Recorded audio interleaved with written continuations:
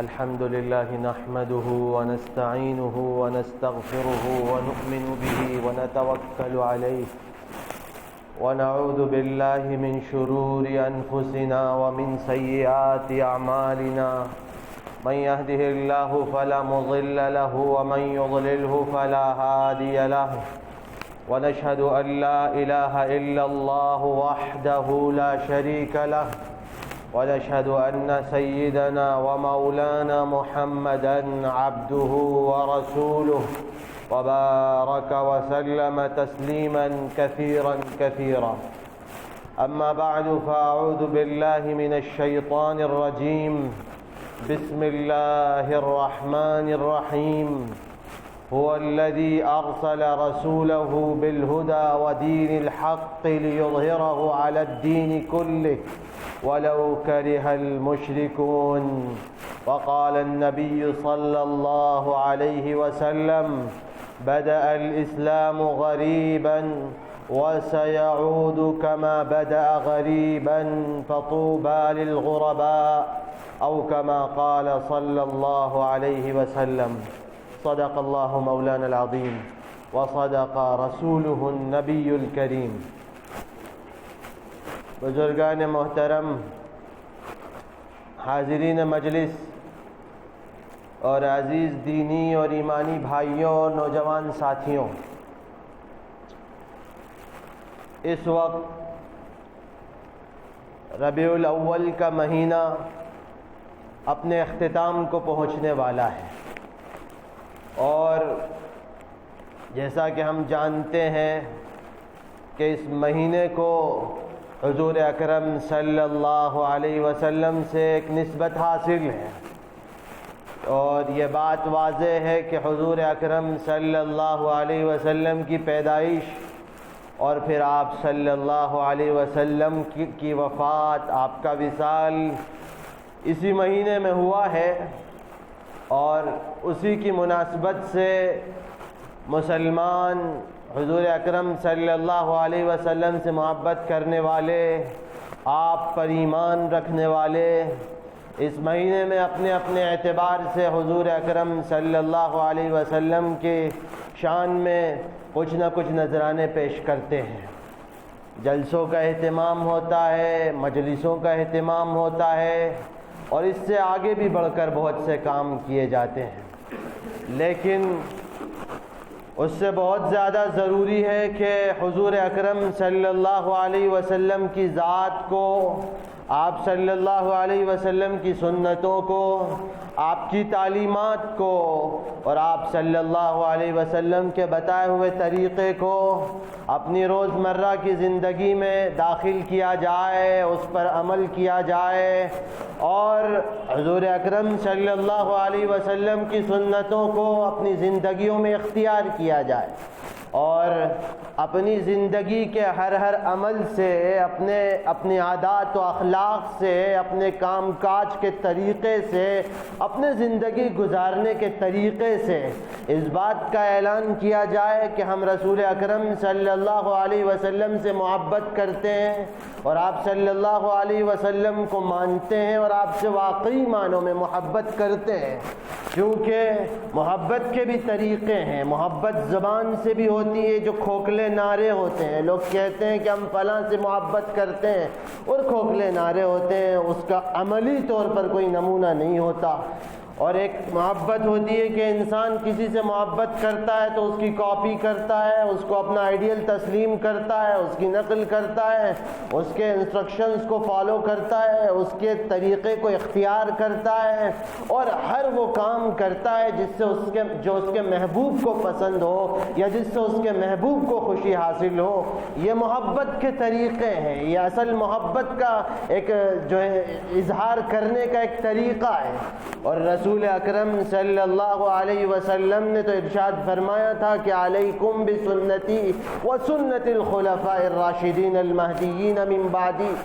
ہر وہ انسان جو اپنے آپ کو مسلمان کہتا ہے، جو اپنے آپ کو مومن مانتا و سمجھتا ہے، جو اللہ پر یقین رکھتا ہے، جو نبی پاک علیہ الصلاۃ والسلام کے آخری نبی ہونے پر ایمان رکھتا ہے، اس کے ایمان کا حصہ ہے کہ وہ رسول اکرم صلی اللہ علیہ وسلم سے محبت کرے اور آپ صلی اللہ علیہ وسلم کی تعلیمات کو فالو کرے، آپ صلی اللہ علیہ وسلم کی سنتوں کو اختیار کرے، چونکہ حضور اکرم صلی اللہ علیہ وسلم نے ارشاد فرمایا تھا لا یؤمن احدکم حتی اکون احب الیہ من والدہ وولدہ والناس اجمعین۔ لوگوں تم میں سے کوئی شخص اس وقت تک مومن کامل نہیں ہو سکتا جب تک وہ مجھ سے سب سے زیادہ محبت نہ کرے، اپنے بچوں سے زیادہ، اپنے گھر والوں سے زیادہ، دنیا کے دوسرے لوگوں سے زیادہ۔ جب تک کوئی مومن مجھ سے سچی محبت نہیں کرے گا تب تک وہ مسلمان و سچا مومن نہیں ہو سکتا۔ اور دوسری طرف جو معاملات اس وقت کیے گئے،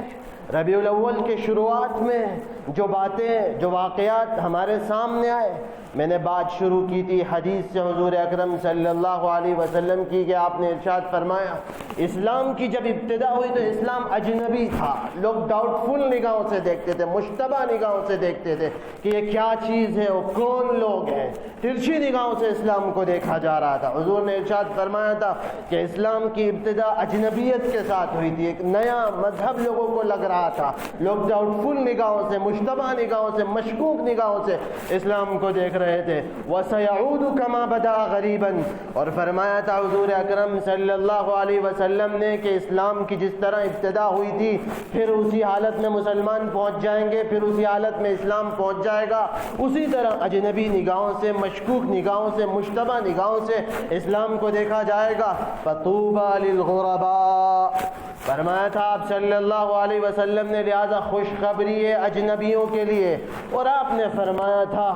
حضور اکرم صلی اللہ علیہ وسلم نے کہ کن فی الدنیا غریبا او عابر سبیل، فرمایا تھا آپ صلی اللہ علیہ وسلم نے دنیا میں کسی اجنبی کی طرح یا کسی مسافر کی طرح زندگی گزارو، اس طرح زندگی گزارو کہ تم اجنبی ہو، اور پھر ظاہر ہے کہ جو لوگ اسلام کی تعلیمات کو فالو کریں گے ان کو بھی اجنبی و مشکوک نگاہوں سے دیکھا جائے گا، اور اسی لیے آپ نے فرما دیا تھا کہ ایسے لوگوں کے لیے خوشخبری ہے۔ اور میں سمجھتا ہوں کہ اس کو سمجھنے کے لیے اس کی زیادہ تفصیل میں جانے کی اب ضرورت نہیں ہے، چونکہ ہر انسان کو یہ محسوس ہو گیا ہے اور ہر وقت ہر طرف ہم اس بات کو محسوس کر رہے ہیں اور دیکھ رہے ہیں۔ بہرحال حضور اکرم صلی اللہ علیہ وسلم کی ذات، آپ صلی اللہ علیہ وسلم سے محبت، یہ مسلمانوں کے ایمان کا حصہ ہے۔ اور پھر آپ صلی اللہ علیہ وسلم کے خلاف جو پروپیگنڈے دشمنوں نے مکہ مکرمہ کی زندگی سے کیے، آپ کی شان میں گستاخیاں کی، بدتمیزیاں کی، بہت سی الٹی سیدھی باتیں عام کرنے کی کوشش کی، یہ سلسلہ مکہ مکرمہ سے شروع ہوا، جس میں آپ کی دشمنی میں ابو جہل پیش، ابو لہب پیش اور بھی ایسے بہت سے اسلام دشمن لوگ تھے۔ اور آج بھی ایسے افراد دنیا میں موجود ہیں جو حقیقی معنوں میں وہی کردار ادا کر رہے ہیں مکہ مکرمہ میں جو کفار نے ادا کیا تھا، کہ حضور اکرم صلی اللہ علیہ وسلم کی شان میں گستاخیاں کر رہے ہیں اور آپ صلی اللہ علیہ وسلم کے بارے میں کچھ ایسی باتیں عام کرنے کی کوشش کر رہے ہیں۔ تازہ واقعہ فرانس میں جو پیش آیا ربیع الاول کے شروعات میں، تو اس وقت ہمیں ذرا ماضی کی طرف جاتے ہوئے یہ دیکھنا ہے کہ اللہ رب العزت نے قرآن پاک میں ارشاد فرمایا اِنَّا كَفَيْنَاكَ الْمُسْتَهْزِئِينَ، آپ صلی اللہ علیہ وسلم سے فرمایا تھا کہ جو لوگ آپ کے ساتھ بدتمیزی کریں گے، آپ کا مذاق بنائیں گے، ہم ان کے لیے کافی ہوں گے۔ اور تاریخ اس بات کی گواہی پیش کرتی ہے کہ جن لوگوں نے حضور اکرم صلی اللہ علیہ وسلم کے ساتھ اس طرح کے معاملات کیے، بدتمیزیاں کی، یا تو ان کی اولاد میں اسلام پھیلا اور وہ لوگ بعد میں اسلام کی طرف آئے، یا پھر اللہ نے ان کو ختم کر کے رکھ دیا کہ ان کا نام لینے والا اور ان سے نسبت رکھنے والا دنیا میں کوئی موجود نہیں رہا، صفحہ ہستی سے ان کو مٹا کر رکھ دیا گیا۔ اور اس کی مثال مکہ مکرمہ میں ہم اگر جا کر دیکھیں تو سب سے پہلے حضور اکرم صلی اللہ علیہ وسلم نے جب اعلان کیا، صفا کی پہاڑی سے جب آپ نے مکہ میں حق کا اعلان کیا تو ابو لہب نے آپ کے خلاف آواز بلند کی، اسی مجمع میں کھڑے ہو کر کہا تھا الہٰذا جمعتنا اليوم، اسی لیے آج ہمیں تم نے جمع کیا تھا، تبا لک سائر اليوم، تمہارا دن برباد ہو، خراب ہو۔ تو اللہ نے اس کا جواب دیتے ہوئے فرمایا تبت یدا ابی لہب وتب، ابو لہب کے ہاتھ ٹوٹ جائیں، بربادی اس کے لیے ہوگی، اور پھر ابو لہب کو ختم کر کے رکھ دیا گیا۔ آج دنیا میں کوئی انسان موجود نہیں جو ابو لہب سے اپنی نسبت جوڑتا ہو۔ اور دوسری طرف ابو جہل جس نے بیڑا اٹھایا لیڈر بن کے مکہ میں اور اسلام کو پریشان کرتا رہا، مسلمانوں کو اور اسلام کے خلاف پروپیگنڈے کرتا رہا، اور کبھی اس نے حضور اکرم صلی اللہ علیہ وسلم کے خلاف کوئی موقع نہیں چھوڑا، اس کو 2 بچوں کے ہاتھوں ختم کروایا گیا بدر میں، اور اس کے بعد ان کے بیٹے اکرمہ ابن ابی جہل رضی اللہ عنہ سچے صحابی بن کر اسلام کی خدمت میں آئے، اور انہوں نے ایسی بہترین خدمت اسلام کے لیے پیش کی کہ اس کی مثالیں ملتی نہیں ہیں۔ تو یہ واقعہ مکہ مکرمہ میں ہوا، اور آگے بڑھیے حضرت ابو سفیان رضی اللہ عنہ جو حضور اکرم صلی اللہ علیہ وسلم کے سسر بھی ہوتے ہیں، آپ صلی اللہ علیہ وسلم سے ان کو رشتہ داری قریبی حاصل تھی۔ ابو سفیان جنہوں نے کہ بدر کے بعد یہ قسم کھائی تھی کہ جب تک مدینے والوں سے میں انتقام نہیں لے لوں گا، بدلہ نہیں لے لوں گا بدر کا، تب تک میں نہاؤں گا نہیں، بال نہیں کٹاؤں گا، وہی ابو سفیان جب اسلام کی خود گواہ ہیں، اعلان کیا تھا انہوں نے خود اس بات کا کہ جب وہ گئے تھے کسی جگہ سفر پر اور وہاں کے بادشاہ نے بلا کر اسلام کے بارے میں ان سے سوال کیا تھا، سخت دشمنی اس وقت اسلام کی ان کے دل میں تھی، لیکن اسلام کے حق میں سچی گواہی دے رہے تھے۔ اور آگے بھی یہ واقعہ ہوا کہ حضرت خبیب ابن عدی رضی اللہ عنہ ایک صحابی تھے، کچھ لوگ 2 صحابی ایسے تھے جن کو مکہ مکرمہ میں لوگ پکڑ کر دھوکے سے گرفتار کر کے لے گئے تھے اور ان کو قتل کیا تھا، اور مکہ کے لوگوں نے ان سے پوچھا تھا کہ اگر تمہاری جگہ پہ محمد صلی اللہ علیہ وسلم ہوتے اور تم اپنے گھر میں ہوتے تو کیا تم اس بات کو پسند کرو گے؟ تو انہوں نے جب یہ جواب دیا تھا کہ خدا کی قسم، اس ذات کی قسم جس کے قبضے قدرت میں ہماری جان ہے، کہ حضور اکرم صلی اللہ علیہ وسلم کو ایک کانٹا بھی چبھے اور ہم اپنے گھر میں رہیں، ہم اس بات کو بھی پسند نہیں کرتے۔ تو اس وقت حضرت ابو سفیان نے کہا تھا کہ میں نے جو محبت محمد صلی اللہ علیہ وسلم کے ساتھیوں کو محمد صلی اللہ علیہ وسلم سے کرتے دیکھا، دنیا میں آج تک ایسی محبت کرتے ہوئے میں نے کسی کو نہیں دیکھا۔ اور اس کے بعد پھر فتح مکہ کے وقت حضرت ابو سفیان نے اسلام قبول کیا، اور آگے آ کر دیکھیے حضور اکرم صلی اللہ علیہ وسلم بلکہ کافی پہلے ابتدا میں جب تشریف لے گئے طائف کا سفر سب کو یاد ہے کہ جو واقعہ طائف میں پیش آیا، آپ صلی اللہ علیہ وسلم نے دعوت دی اور کتنا زبردست ریاکشن طائف کے لوگوں نے اس وقت آپ کی دعوت پر کیا کہ آپ لہو لہان ہو گئے، آپ کو خونم خون کر دیا گیا اور آپ بے ہوش ہو گئے۔ لیکن اس کے بعد آپ صلی اللہ علیہ وسلم نے یہ کہا تھا کہ اللہ ان کو ہدایت نصیب فرماؤ، ممکن ہے کہ ان کے بعد ان کی اعلی اولاد میں اسلام پھیلے گا، اور یہی حقیقت ہوئی کہ طائف ایک اسلامک اسٹیٹ گویا کہ بن گیا اور وہاں پر ہر انسان مسلمان ہوا۔ تو یہ سارے واقعات ہیں ماضی کے، اور آگے آئیے مدینے کی زندگی میں حضرت ثمامہ ابن اسال رضی اللہ عنہ، یہ اس وقت جو آج سعودیہ کا کیپٹل ہے، جزیرۃ العرب کا جو کیپٹل ریاض ہے، اس وقت یمامہ کہلاتا تھا اور ایک اسٹیٹ تھا۔ اس کے سردار ثمامہ ابن اسال رضی اللہ عنہ تھے، اور اتنی زبردست دشمنی اسلام سے اور نبی پاک علیہ السلام سے ان کو تھی کہ کوئی موقع آپ کو تکلیف پہنچانے کا اور آپ کے لوگوں کو تکلیف پہنچانے کا نہیں چھوڑتے تھے۔ ایسے ماحول میں ایک بار یہ تشریف لے جا رہے تھے عمرے کے لیے، سردار کی حیثیت سے جا رہے تھے، اور حضور اکرم صلی اللہ علیہ وسلم نے صحابہ اکرام سے یہ فرمایا تھا کہ اگر ثمامہ کہیں مل جائے تو چھوڑنا نہیں، ان کا خون حلال ہے، بہت اسلام کو انہوں نے پریشان کر لیا، اب انہیں بخشنا نہیں ہے۔ لیکن منظور اللہ کو کچھ اور تھا کہ وہ جا رہے تھے مکہ مکرمہ نکل کر، اس وقت کا جو راستہ رہا تھا مکہ سے، وہ ریاض سے مدینہ ہو کر اور مکہ جا رہے تھے عمرے کے لیے، کفر کی حالت میں تھے، اور مدینے کی بارڈر پر جو دستہ صحابہ اکرام کا موجود تھا انہوں نے ان کو گرفتار کر لیا، اور ایسا رات کا وقت تھا کہ پہچان نہیں سکے کہ یہ انسان کون ہے، اور ان کو لے جا کر مسجد نبوی کے ایک ستون سے باندھ دیا گیا کہ حضور اکرم صلی اللہ علیہ وسلم جب فجر میں تشریف لائیں گے تو دیکھیں گے تو پھر فیصلہ کریں گے کہ اس نئے قیدی کا کیا کرنا ہے۔ جب آپ صلی اللہ علیہ وسلم فجر میں تشریف لائے اور آپ نے دیکھا تو لوگوں سے پوچھا، کہہ رہے یہ کیا ہے؟ یہ تو ثمامہ ہے، ان کے لیے تو آرڈر جاری کر دیا گیا تھا کہ ان کو تو بس دیکھتے ہی ختم کرنا ہے۔ تو پھر صحابہ اکرام کا وہ دستہ جو گشت کر رہا تھا انہوں نے بتایا کہ حضور ہم نے رات میں پہچانا نہیں، ٹھیک ہے اب ان کا کام تمام کرتے ہیں۔ کہا کہ نہیں، اب چھوڑ دو ان کو، بندے رہنے دو۔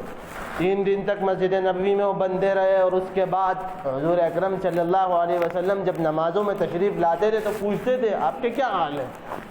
کیا حال چال ہیں، آپ کیسے ہیں؟ تو وہ کہتے تھے کہ حضور میں بالکل ٹھیک ہوں، میں اچھا ہوں، اور اگر آپ مجھے قتل کریں گے تو ایک مجرم، میں آپ کا مجرم ہوں، مجھے کوئی شکایت نہیں ہے، اور اگر آپ مجھے بخش دیں گے تو یہ آپ کا احسان ہوگا، اور اگر آپ مجھ سے کوئی فائن لینا چاہتے ہیں، جرمانہ لینا چاہتے ہیں، مال و متاع چاہتے ہیں تو آپ بتائیے، میں تو سردار ہوں، جو کچھ آپ کہیں گے میں آپ کی خدمت میں پیش کر دوں گا۔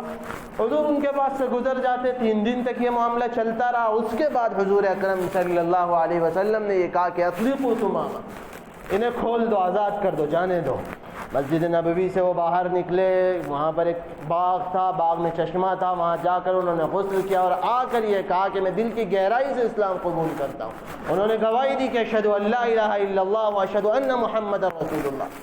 تو لوگوں نے ان سے کہا کہ ثمامہ پہلے بھی مسلمان ہو سکتے تھے، 3 دن قید میں رہے، بندے رہے، پریشانیاں تم نے جھیلی، بے عزتی جھیلی، پہلے اسلام کا اعلان کرتے۔ تو ان کا یہ جواب تھا کہ میں دل کی گہرائی سے مسلمان ہونا چاہتا تھا، اگر میں پہلے اسلام کا اعلان کرتا تو لوگ یہ سمجھتے کہ شاید رہائی حاصل کرنے کے لیے اس نے اسلام کا اعلان کیا ہے۔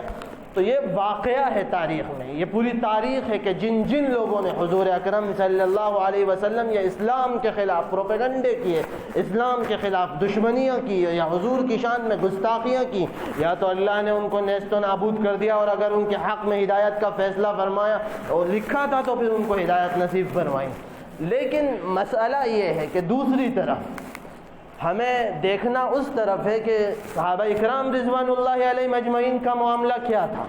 آپ صلی اللہ علیہ وسلم سے سچی محبت کرنے والے، دن رات آپ کے ساتھ رہنے والے، آپ کے ایک ایک اشارے پہ اپنی جان نچھاور کرنے والے صحابہ آپ کے ساتھ موجود تھے۔ صحابہ اکرام رضوان اللہ علیہم اجمعین کا معاملہ یہ تھا کہ وہ آپ کی سنتوں پر 100% عمل کرتے تھے، دل و جان سے آپ پر فدا رہتے تھے،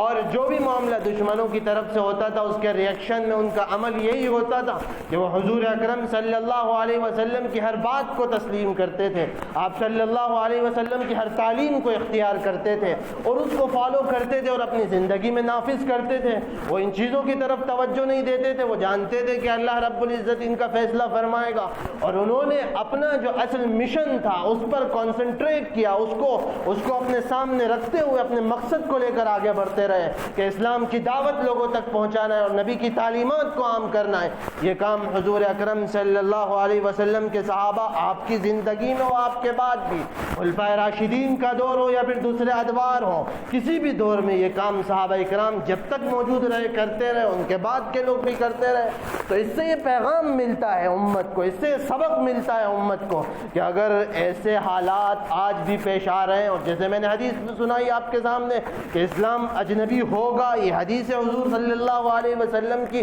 اور اجنبی نگاہوں سے دیکھا جائے گا اسلام کو، لیکن ایسے حالات میں امت کے لیے کیا پیغام ہونا چاہیے، امت کو کیا کام کرنا ہے۔ ہر سال ربیع الاول کا مہینہ آتا ہے اور رسمی طور پر، رواجی طور پر جلس و جلوس میں، چند مجلسوں میں، نبی کے تذکروں میں صرف یہ مہینہ گزر جاتا ہے، اس سے زیادہ ہم کچھ نہیں کرتے۔ ہونا تو یہ چاہیے تھا کہ ربیع الاول کا مہینہ ہی نہیں بلکہ 12 مہینے میں، سال کے ہر دن میں اور دن کے ہر گھنٹے میں ہم رسول اکرم صلی اللہ علیہ وسلم کی سنتوں کو اختیار کرتے اور آپ کے پیغامات کو عام کرتے، آپ کی تعلیمات لوگوں تک پہنچاتے۔ اور تعلیمات جلسوں سے، تقریروں سے، زبان سے صرف نہیں ہوتی، بلکہ آپ صلی اللہ علیہ وسلم کی تعلیمات کو 100% اپنی زندگیوں میں اختیار کرتے اور لوگوں کو دکھاتے کہ حضور اکرم صلی اللہ علیہ وسلم سے محبت کس طرح ہو سکتی ہے۔ آج ماضی قریب میں فرانس میں جو معاملہ پیش آیا، اس کے بائیکاٹ میں کتنے لوگ ہیں جنہوں نے یہ تہیہ کر لیا ہو کہ ہم نبی کی کوئی سنت نہیں چھوڑیں گے۔ ایک بات صاف و کلیئر ہے کہ اگر کوئی انسان ہم سے دشمنی کرتا ہے یا ہماری اس سے دشمنی ہوتی ہے تو ہم وہ کام کرتے ہیں جو اس کو برا لگے، تاکہ ہم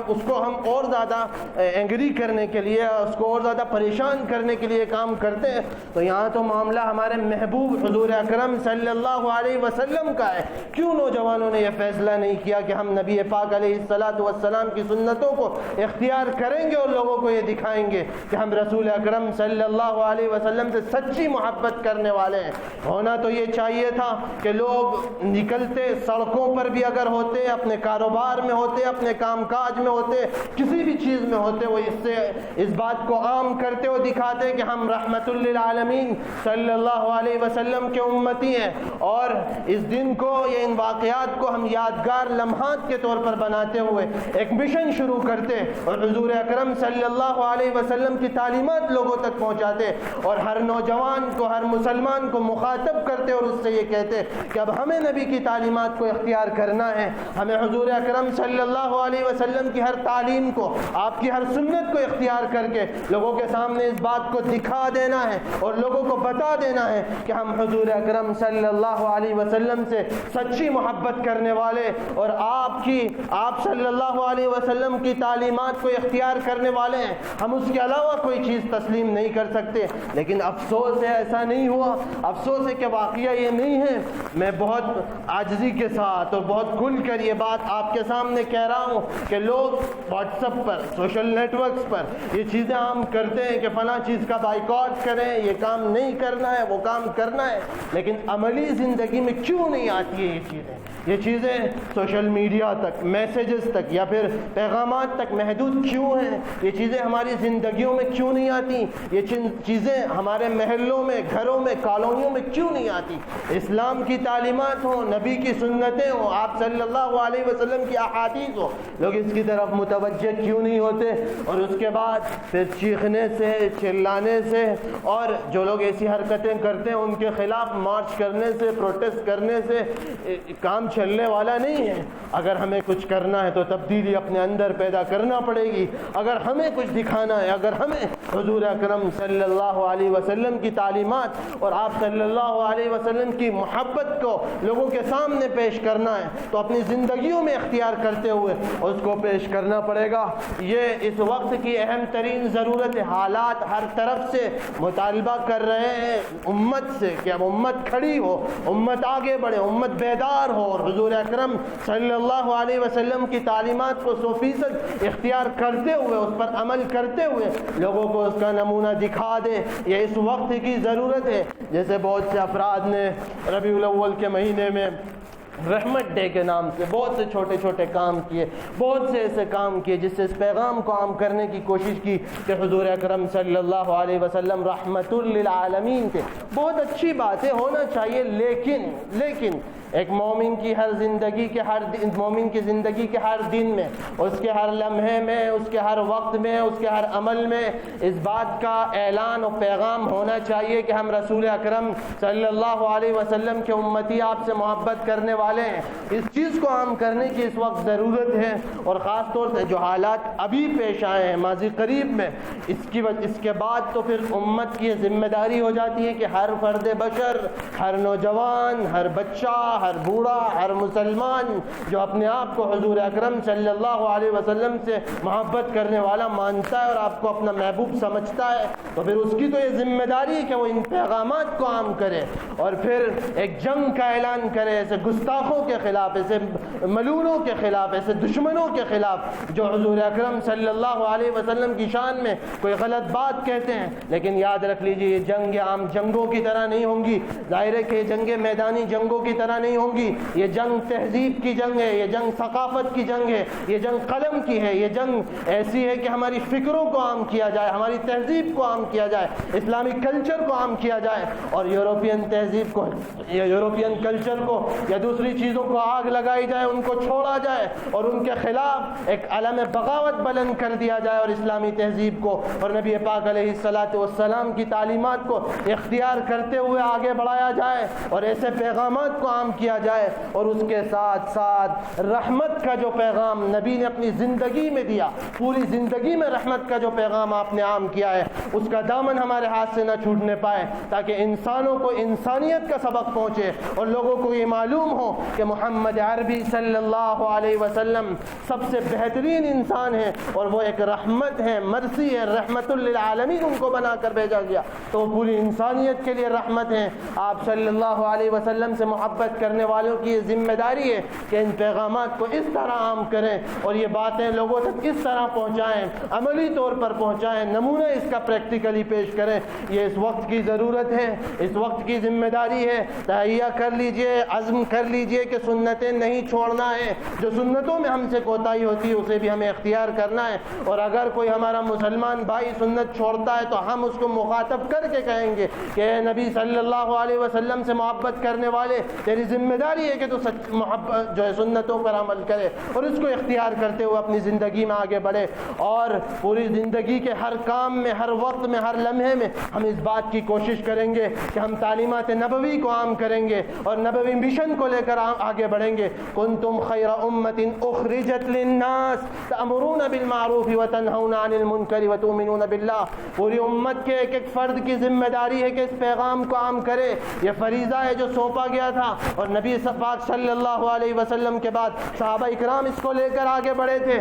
پوری دنیا میں اس پیغام کو پہنچانا امتیوں کی ذمہ داری ہے۔ ایک محلے سے شروع کیجئے، ایک شہر سے شروع کیجئے، ایک علاقے سے شروع کیجئے، بات پوری دنیا آپ کی بات سنے گی اور بات دنیا تک پہنچے گی، لیکن یاد رکھ لیجئے، کان کھول کر سن لیجئے کہ پریکٹیکل کر کے دکھانا پڑے گا۔ آج کے دور میں پریکٹیکل کی اہمیت ہوتی ہے، باتوں کو کوئی تسلیم نہیں کرتا، واقعات کو کوئی مانتا نہیں اور اس کو کوئی سمجھتا نہیں، عمل کر کے دکھانا پڑے گا مسلم کمیونٹی کو کہ ہم رحمت للعالمین کے ماننے والے، ہم ان سے محبت کرنے والے، ہم ان کی تعلیمات کو اختیار کرنے والے، ہم وہ سبق عام کریں گے جو ہمیں انہوں نے انسانیت کا سبق دیا تھا، انسانیت کے پاس سے ظلم ختم کیا تھا، انسانیت کے اندر سے تفریق ختم کی تھی اور لوگوں کو محبت کا پیغام سکھایا تھا۔ مذہب کے نام پر تفریق نبی نے نہیں سکھائی، انسانیت کے نام پر، ذات پات کے نام پر جو تفریقیں تھے اس کو نبی نے ختم فرمایا تھا۔ یہ ذمہ داری ہے، یہ ذمہ داری ہے کہ ایک مسلمان کی، ایک امتی کی، ایک اس انسان کی جو کلمہ لا الہ الا اللہ پڑھنے والا اور اس کو ماننے والا ہے، یہ اس وقت اس کی ذمہ داری ہے کہ اس پیغام کو عام کرے اور لوگوں تک پہنچائے۔ اور فرانس ہو یا جرمنی ہو، دنیا کا کوئی ملک ہو، اس کے بائیکاٹ میں کم از کم اگر ہم نے یہ عمل کر لیا، اپنی زندگیوں کو اگر تبدیل کر لیا، تو وہ دن دور نہیں کہ دنیا میں انقلاب آئے گا اور لوگ تسلیم کریں گے امت مسلمہ کے افراد کو کہ یہی قیادت کے لائق ہیں اور انہی کو آگے ہمیں بڑھانا چاہیے اور انہی سے کام لینا چاہیے۔ صحابہ اکرام رضوان اللہ علیہم اجمعین نے جو قربانیاں مکہ مکرمہ میں اس کے بعد کی زندگیوں میں پیش کی تھی، اس کے بعد جا کر جو تبدیلی دنیا نے دیکھی، تاریخ اس کی گواہ ہے، لیکن دوبارہ اس تبدیلی کو ہمارے اندر لا کر عملی طور پر دنیا کے سامنے اس پیغام کو پہنچانا اور عام کرنا پڑے گا، تاکہ دنیا دیوانی ہو جائے، دنیا تسلیم کر لے کہ محمد عربی صلی اللہ علیہ وسلم کے بغیر یہ دنیا ایک قدم کامیابی کا آگے نہیں بڑھا سکتی۔ میرے بزرگوں، اس وقت ضرورت ہے، ہمارے اندر جو غصہ ہوتا ہے، ہمارے اندر جو جذبات ہوتے ہیں نبی صلی اللہ علیہ وسلم کے